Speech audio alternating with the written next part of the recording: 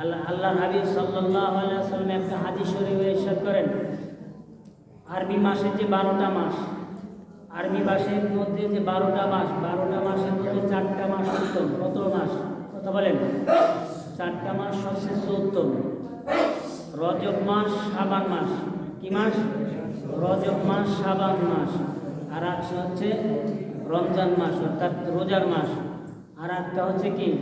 মহরম মাস। সকলে বলেন সুবহানাল্লাহ। এই 12টা মাসের মধ্যে আল্লাহ হাবিব সাল্লাল্লাহু আলাইহি ওয়াসাল্লাম এই 4টি মাসের বেশি ফজিলত বর্ণনা করেছেন। সকলে বলেন সুবহানাল্লাহ। কারণ আল্লাহ হাবিব সাল্লাল্লাহু আলাইহি ওয়াসাল্লাম যখনই এই রজব মাস তার সামনে আসতেন, অর্থাৎ রজব মাসের থেকেই 1 তারিখ যখন রজব মাসে চাঁদ উঠত, আল্লাহ হাবিব সাল্লাল্লাহু আলাইহি ওয়াসাল্লাম একটা দোয়া সবসময় করতেন, আল্লাহুম্মা বারিক লানা ফি রজব ওয়া শাবান ওয়া বাল্লিগনা রমাদান। এই দোয়াটা আল্লাহ হাবিব সাল্লাল্লাহু আলাইহি ওয়াসাল্লাম এই রজব মাস আসার সাথে সাথে সবসময় করতেন। কারণ কি? আল্লাহুম্মা বারিক লানা, হে আল্লাহ আমাদেরকে বরকত দান করো, ফি রজবা, এই রজব মাসে যে ফজিলত আছে, রজবা ও শাবান, এবং এই শাবান মাসে যে বরকত আছে সেটা কি করো? আমাদেরকে দান করো। অবাল্লিগনা, এবং আমাদেরকে হায়াত দান করো রমাদান, রমাদান পর্যন্ত। সকলে বলেন সুবহানাল্লাহ। আল্লাহর হাবিব সাল্লাল্লাহু আলাইহি ওয়াসাল্লাম আল্লাহর কাছে দোয়া করতে দেরি হতো, কবুল করতে কি হতো না? দেরি হতো না। সকলে বলেন সুবহানাল্লাহ। দুনিয়ার বুকে দাঁড়িয়ে আবু জেহেল বলেছিল, হে মুহাম্মদ, আব্দুল্লাহর ছেলে সাল্লাল্লাহু আলাইহি ওয়াসাল্লাম, হে আব্দুল্লাহর ছেলে মুহাম্মদ, তুমি যদি এখানে দাঁড়িয়ে ওই চাঁদটা 2 খণ্ড করে দিতে পারো, তাহলে আমি আবু জেহেল ইসলাম গ্রহণ করব। এটা আমরা সকলেই জানি, জানি না? আসলে কি সে ইসলাম গ্রহণ করেছিল? ইসলাম গ্রহণ করেছিল না। আল্লাহর হাবিব সাল্লাল্লাহু আলাইহি ওয়াসাল্লাম এই জমিনে দাঁড়িয়েই হাতের ইশারা, আঙ্গুলের ইশারা দিয়ে চাঁদটা 2 খণ্ড করেছিল। 2 খণ্ড করেছিল না? আপনি আমি বিশ্বাস না করলেও বড় বড় বিজ্ঞানরা বিশ্বাস করে ইসলাম গ্রহণ করেছে। সকলে বলেন সুবহানাল্লাহ। এটা কিভাবে সম্ভব? আরে যাকে না বানাইলে আল্লাহ পাক রব্বুল আলামিন কিছুই সৃষ্টি করতেন না, সেই ব্যক্তির কথা যদি চন্দ্র সূর্য যদি না শুনে, শুনবে কার কথা? সকলে বলেন সুবহানাল্লাহ। আল্লাহর হাবিব সাল্লাল্লাহু আলাইহি ওয়াসাল্লাম এই 27 দিনগত রাত্রে, অর্থাৎ দিবাগত রাত্রে আল্লাহর হাবিব সাল্লাল্লাহু আলাইহি ওয়াসাল্লাম আল্লাহ পাক রব্বুল আলামিনের সাথে দেখা করতে গিয়েছিলেন। এটা আলোচনা সামনে আসবে, তারপর আমরা আজকের আলোচনায় ওই একটু আগে রাখি, কি বলেন, জোগাল দিয়ে রাখি। তা বলতেছিলাম যে ফি রজব ওয়া শাবান, এই রজব মাসে এবং শাবান মাসে যে বরকতপূর্ণ আছে, বরকত আছে, আল্লাহ পাক রব্বুল আলামিন আপনাকে এবং আমাকে যেন সকলের দান করো। সকলে বলি আমিন। এবং সকলে পড়ি এই দোয়াটা, একবার হলে আমরা পড়ি, যেহেতু আমরা অনেকে মুখস্থ করতে পারি নাই, সেই জন্য আমার সাথে সাথে সকলে একবার পড়ি। বলেন আল্লাহুম্মা আল্লাহুম্মা বারিক লানা ফি রজবা ওয়া শাবান ওয়া বাল্লিগনা রমাদান। আল্লাহ পাক রব্বুল আলামিন আপনার এবং আমার দোয়া কবুল করেন। সকলে বলি আমিন। আজকে রজব মাসের 12 তারিখ আমাদের অবিবাহিত আব্বা এই গত রাত্রে 11টার সময় ইন্তেকাল করেছেন। এটা কেউ জানে? কেউ বলতে পারতো যে আজকে রজব মাসে সে মারা যাবে? তা আমি আপনি দোয়া করলাম ফি রজব ওয়া শাবান ওয়া বাল্লিগনা রমাদান, রমাদান পর্যন্ত আল্লাহ পাক রব্বুল আলামিন যেন আমাদেরকে হায়াত দান করেন। সকলে বলে আমিন। কেন? যাতে এই রমজান মাসে যে রোজাগুলো আছে, আমরা সেই রোজাগুলো প্রত্যেকটা পঙ্খানো অবস্থায় যেন পালন করতে পারি। সকলে বলি আলহামদুলিল্লাহ। সকলে বলি আমিন। কারণ রমজান মাসের যে ফজিলত, সেটা পাওয়ার আগে যদি আপনার হাত যদি চলে যায়, তাহলে ওই হবিবাইয়ের আব্বার মতো ইন্তেকাল করতে হবে। হয়তো আমরা সামনের রমজান নাও পেতে পারি। এমন কি আছে, আমি এখানে বসে আছি, বয়ান করতেছি, বাড়ি নাও যেতে পারি জীবিত অবস্থায়। কি বলেন? আপনি বাড়ি নাও যেতে পারেন, রাস্তায় দেখা গেল রোড অ্যাক্সিডেন্টে অনেক মানুষ মারাও যায়। কি বলেন? রোড অ্যাক্সিডেন্টে মারা যায় না, দেখা করলে আপনি বাড়ি যাওয়ার পথে রোড অ্যাক্সিডেন্টে মারা গেলেন, আপনি তো পরিপূর্ণভাবে বেশ মানে দোয়া করে নিয়েছেন যে এবার সামনের মাসে যতগুলো রোজা আছে 32টা রোজায় রাখুন। এতদিন 30টা রোজা রাখে, এবার 32টা রোজা রাখে, যা থাকে কপালে। কি বলেন? যা থাকে কপালে, ভোট দেবো না মনে। আমরা ভবিষ্যতে চিন্তা করি না যে আমার হায়াত থাকবে কি না, আমার হায়াত ততদূর পর্যন্ত থাকবে কি না। আমরা চিন্তা করে বসি যে আগামীতে নামাজ পড়ব। নামাজ পড়ব কোন সময়? শেষ বয়সে এসে বুড়ি হওয়া যাব।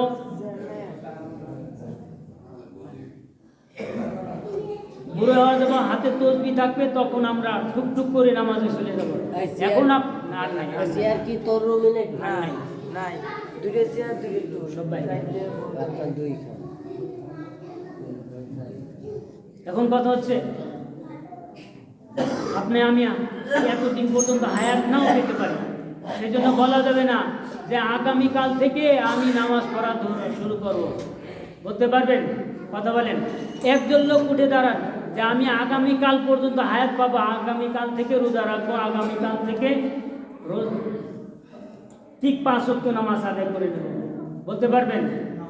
তা যে জিনিসের গ্যারান্টি নাই, যেই জিনিসের কোনো ওয়ারেন্টি গ্যারান্টি নাই, সেই জিনিস কি গ্রহণ করা সম্ভব? কথা বলেন। আপনার যেখানে হায়াতের গ্যারান্টি নাই, ওয়ারেন্টি নাই, তাই সেখানে আমি কিভাবে বলি যে আগামীকাল থেকে 5 ওয়াক্ত নামাজ পড়া শুরু করব? এটা আমাদের দ্বারা সম্ভব? কথাটা সম্ভব হলে কিন্তু কথাটা কার্যকর হবে না কোনো সময়। আচ্ছা, আমরা মানে একটু হচ্ছে মনে হয় আনি ফেল করতেছি। আমাদের চেয়ার চারটা চেয়ারই দখল করা হয়ে গেছে, এখন আর করার মতো তো আর কিছু নেই।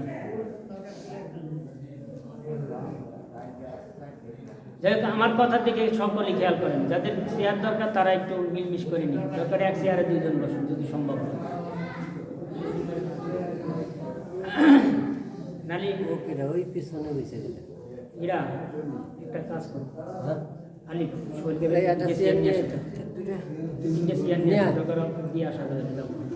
একজন সাথে নিয়ে দাও, একটু দাঁড়ান, কিসে যাচ্ছে, একটু ধৈর্য ধরেন। চেয়ার আনতে গেছে, যারা চেয়ারে পড়া অভ্যাস, কথা বলেন কম, আনতে দিছি, চেয়ার আনতে দিছি।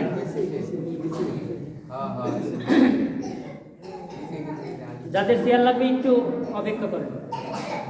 তাই কতগুলো খেয়াল করেন। তাই যেই জিনিসের গ্যারান্টি নাই, যে জিনিসের ওয়ারেন্টি না, আমরা কিন্তু কোম্পানি থেকে সেটা কি করি না, গ্রহণ করি না।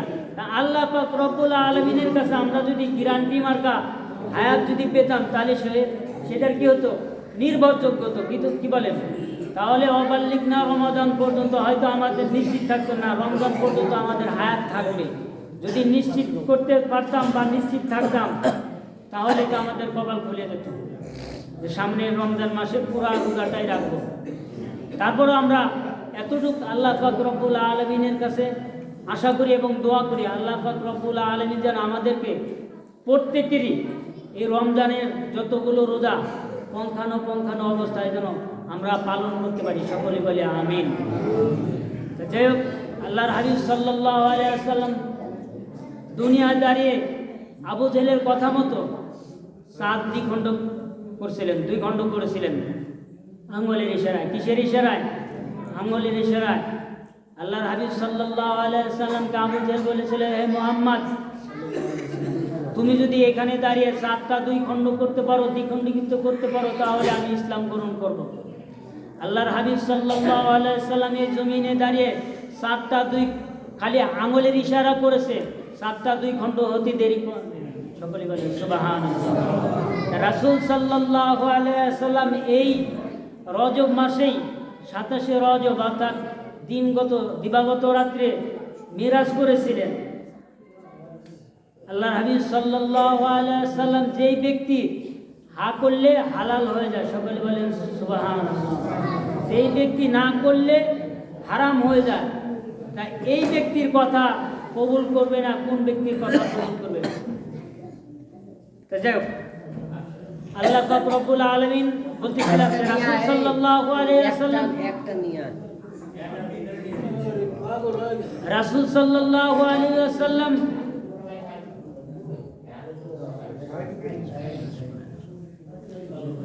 রাসূল সাল্লাল্লাহু আলাইহি ওয়াসাল্লাম বলতেছিলেন যে আরবি মাসের ভিতরে 4টা যে মাস, 4টে মাসের ভিতরে মহরম কি মাস?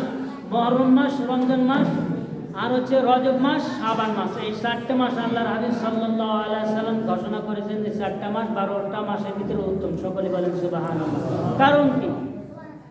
তাহলে বোঝা গেল এই রজব মাসে এমন বরকতপূর্ণ দিন আছে, এমন বরকতপূর্ণ হয়তো ইবাদত ছিল রাসূল সাল্লাল্লাহু আলাইহি ওয়াসাল্লামের জীবদ্দশায়, সেটা আমি যদি পালন করতে পারতাম অবশ্যই আপনাকে আমাকে জান্নাত দান দিতেন। সকলে বলেন সুবহানাল্লাহ। কিন্তু আজকে দেখেন আমরা কি করি? রাসূল সাল্লাল্লাহু আলাইহি ওয়াসাল্লামের আদর্শ নিয়ে দৌড় পারি না, রাসূল সাল্লাল্লাহু আলাইহি ওয়াসাল্লামের কথাকে নিয়ে উপেক্ষা করে আমরা চলি না। আজকে সেলিব্রিটিদের কথা আমরা মানি। এই যে 31 যে দিনগুলো গেল, ইসলামের কোনো আছে যে 31 বৈশাখী পালন?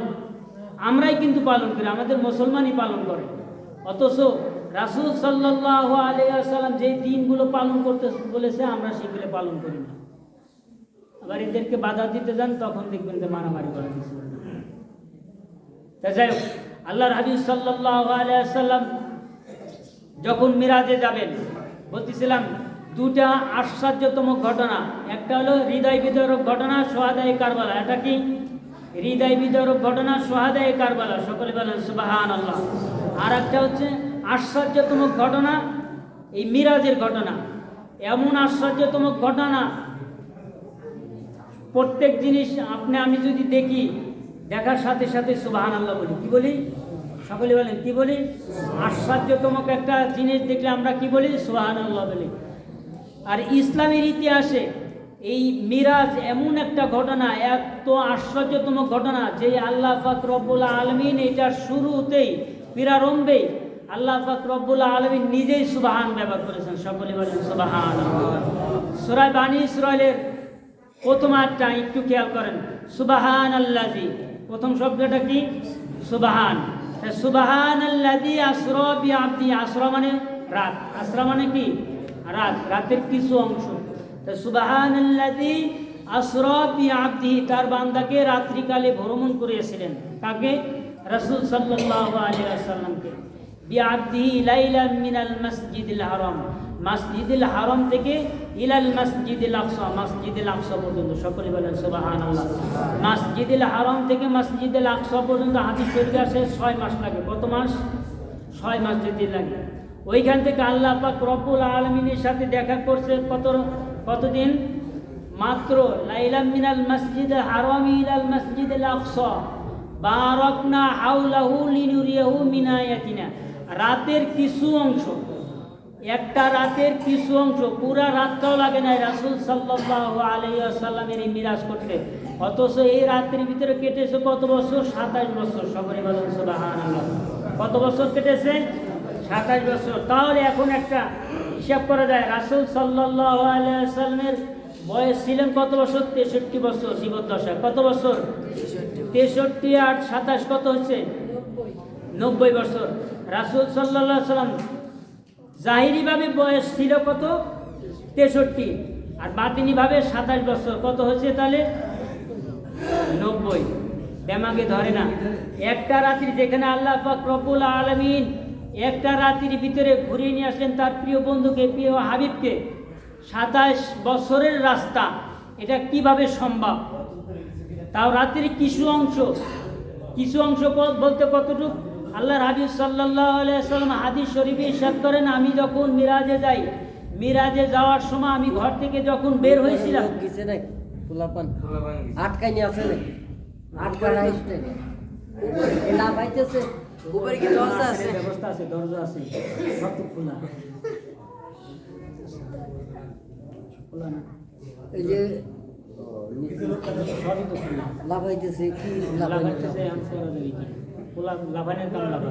আচ্ছা শোনেন, তাই বলতেছিলাম যে সুবহানাল্লাযী আসরা বিআবদিহি লাইলান মিনাল মাসজিদিল হারাম। মসজিদুল হারাম, আল্লাহর হাবিব সাল্লাল্লাহু আলাইহি ওয়াসাল্লাম বলেন, আমি যখন মিরাজে যাওয়ার জন্য আল্লাহর হাবিব সাল্লাল্লাহু আলাইহি ওয়াসাল্লাম ঘর থেকে যখন বের হয়ে যায়, তখন বের হওয়ার সময় দরজার সাথে একটা ধাক্কা লাগছিল। কি লাগছিল? ধাক্কা লাগছিল। সেই ধাক্কার কারণে দরজার সাথে যে শিকল থাকে, এই শিকলটা আমি মিরাজ করে এসে দেখি শিকলটা তখনও ঝুলতেছে। সকলে বলেন সুবহানাল্লাহ। তাই আল্লাহর হাবিব সাল্লাল্লাহু আলাইহি সাল্লাম মিরাজে গেলেন, যাওয়ার পরে 27 বছর মিরাজে কাটালেন। মিরাজে কাটানোর সময় এত কথা বললি তো আমি কথা বলতে পারবো না। আপনারা যে যাই বলেন ইশারায় কাজ করেন। আমরা এক একটা কথা 3-4 বার বলতেছি, ইশারায় কাজ করেন। আল্লাহ হাবিব সাল্লাল্লাহু আলাইহি সাল্লাম বলেন যে আমি 27 বছর মিরাজ করে আসার পরেও দেখি আমি ঘর থেকে যে বের হয়েছিলাম, বের হওয়ার সময় আমার শরীরের সাথে দরজার সাথে যে শিকল ছিল, শিকলের সাথে একটা ধাক্কা লাগছিল। এই ধাক্কার কারণে শিকলটা ঝোলে না। আমি এসে দেখি মিরাজ করে এসে দেখি শিকলটা এখনো ঝুলতেছে। সকলে বলেন সুবহানাল্লাহ। একটা শিকল কি 27 বছর ঝোলে? কথা বলেন না কেন? 27 বছর, 27 মিনিটও তো ঝোলে না। 27 বছর তো দূরের কথা, 27 মিনিটও ঝোলে না, 27 সেকেন্ড তো মনে হয় ঝোলে না। শেষ। এর ভিতরে আল্লাহর হাবিব সাল্লাল্লাহু আলাইহি সাল্লাম একটা শিকল যদি 27 বছর রাসূল সাল্লাল্লাহু আলাইহি সাল্লাম মিরাজ করার কারণে আল্লাহ রব্বুল আলামিন বলেন আমার হাবিব সাল্লাল্লাহু আলাইহি সাল্লাম মিরাজ করার কারণে দুনিয়ার সময়টাকে আমি ব্রেক করে দিয়েছিলাম। সকলে বলেন সুবহানাল্লাহ। তার কারণে এই 27 বছর কেটে গিয়েছিল, দুনিয়ার একজন মানুষও ঠিক পায়নি। এই ঠিক পাওয়ার ভিতরে কত বছর? 27 বছর। যাই হোক, আল্লাহ পাক রব্বুল আলামিন, যেহেতু মিরাজের মাস, আরও অনেক আলোচনা আছে ইনশাআল্লাহ। আল্লাহ পাক রব্বুল আলামিন তৌফিক দান করলে আগামী সপ্তাহে বলবো সকলে গেলে আমিন। আখিরু দাওয়ানা আলহামদুলিল্লাহি রাব্বিল আলামিন।